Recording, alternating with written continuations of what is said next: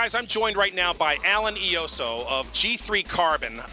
This place does some of the most extraordinary work that I've seen in South Florida.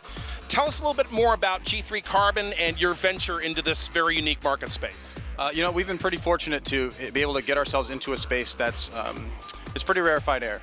There aren't a lot of companies that do the same thing that we do, and the way that we describe it is we're a candy store for adults.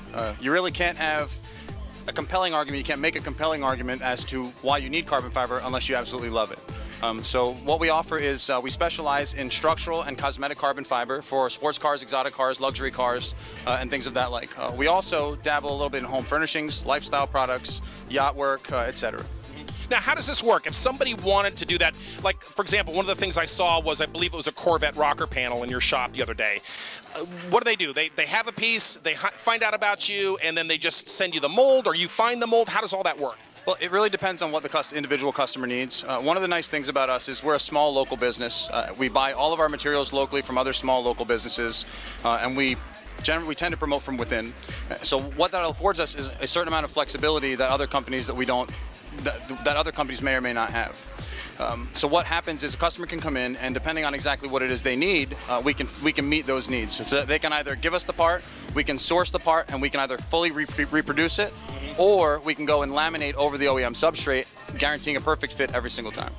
You know, it's funny, I've seen a lot of the carbon fiber knockoff stuff, and I guess the old adage that you get what you pay for in this world is really the truth. And you said something to me the other day that it's like nobody ever asks you that because they're there to get the real thing, right? That's exactly right. In the 2 plus years, that we've been doing this, I don't believe that I've ever had a single conversation with a customer that transition to, well, somebody else doing the same thing offered me the same product for less money.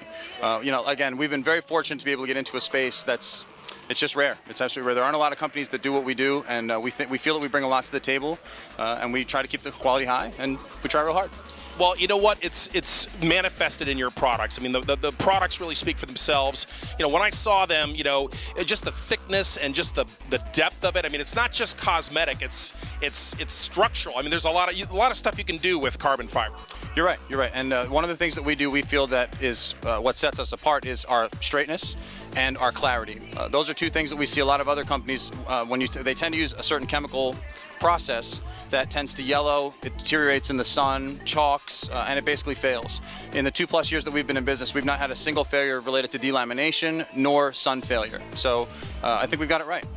There's no question you got it right, Alan, and I can tell our viewers that if you need any kind of carbon fiber work, look no further. If you want it done right, let me just put it that way. If you want it done right, the G3 Carbon is the place to go.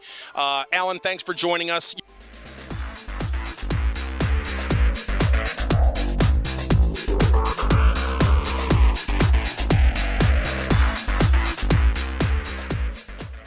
My name's Paige Munitke, and I'm from Stuart, Florida. This is my 2010 Chevy Camaro. It's a 2LT RS.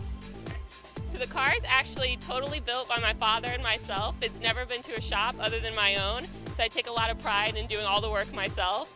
The strut tower brace was custom designed and built by my father, so it's one of a kind. You won't see it anywhere else.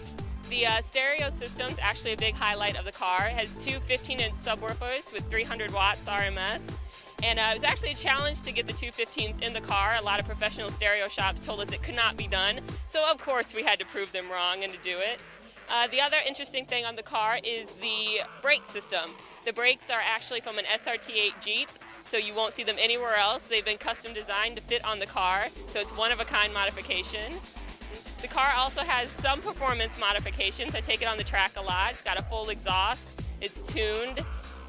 It runs 14.5, which isn't great to a lot of people that go to the track, but it is a 6-cylinder, so kind of impressed with that, with just street tires and everything. So this is the first car that we've ever owned and built together. We're normally truck people, but the car has been fun with a lot of its own challenges. So we've learned a lot about it, and it's really been just a great learning experience. And time with my father is always great. So my dad's been teaching me how to use the welder, the plasma cutter, the grinders, so I do it all.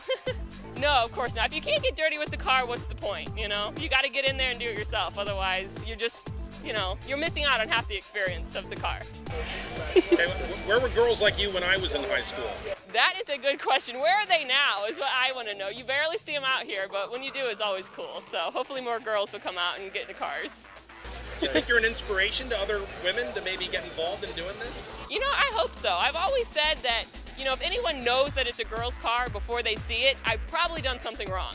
I want it to fit in with the guys. I want it to be just as cool. And I think I've done that. Everyone's always kind of surprised to see it's a girl's car, and I think that's kind of cool.